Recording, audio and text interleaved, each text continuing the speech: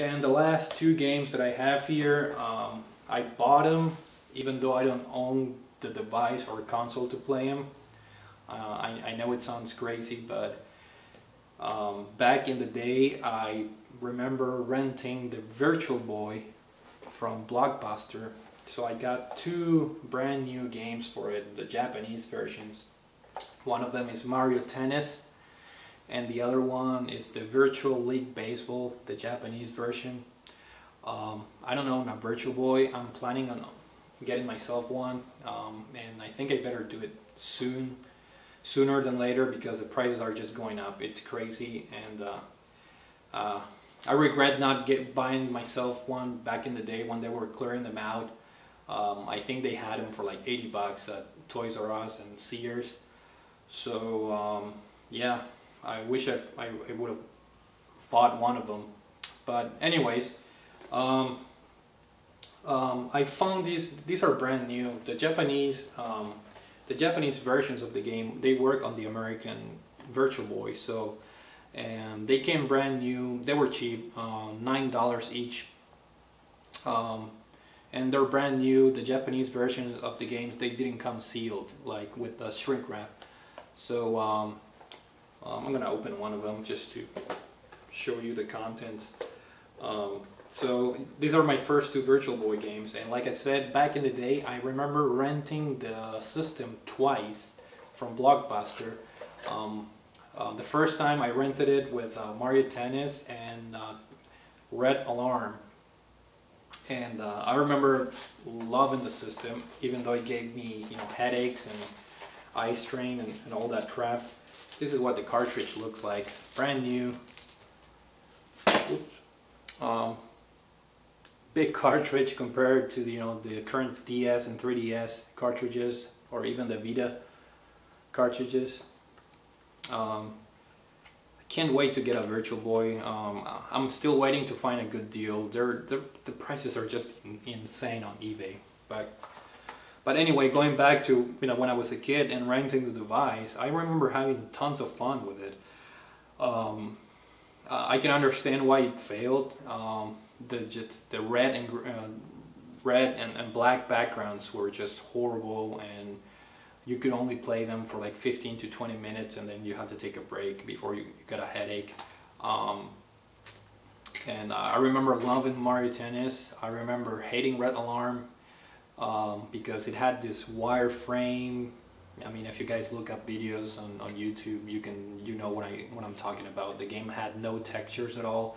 So, you know, Red Alarm was a game where you were flying like a space ship, kind of like Star Fox.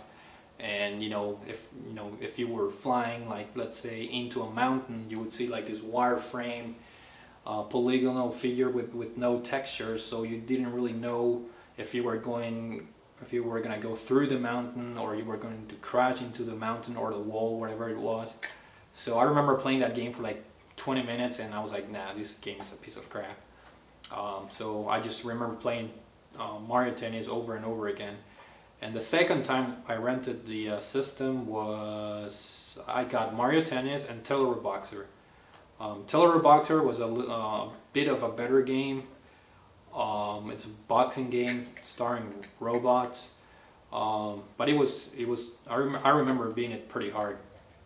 So I just played it for like 30 minutes and gave up on it. But I remember having some really cool character design, and I checked some videos on YouTube, and definitely the character design it's pretty cool, I think.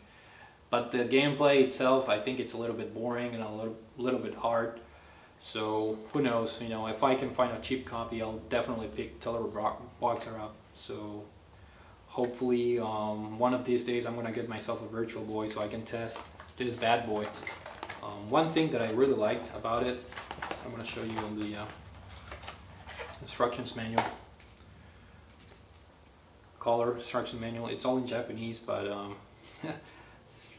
love the you know, I think it's worth just because of the art included in it. This art is very similar to the Super Mario Kart art. In fact, the roster of available players in this game is the exact same as Mario Kart, except that it doesn't have Bowser. I think you can play as Donkey Kong Jr., which I don't think in any of the recent games, like Mario Kart games, I don't think you can pick him anymore. It's, you know, the newer Donkey Kong version from Donkey Kong Country. So, you know, I just love the art of the characters. It's like the early 90s Nintendo Super Mario Kart character design. So yeah, I mean, like I said, both games, they were $9 a piece. I don't have a Virtual Boy, but I thought they were nice additions, and it's a small part of my childhood because I remember renting the system and having fun with it.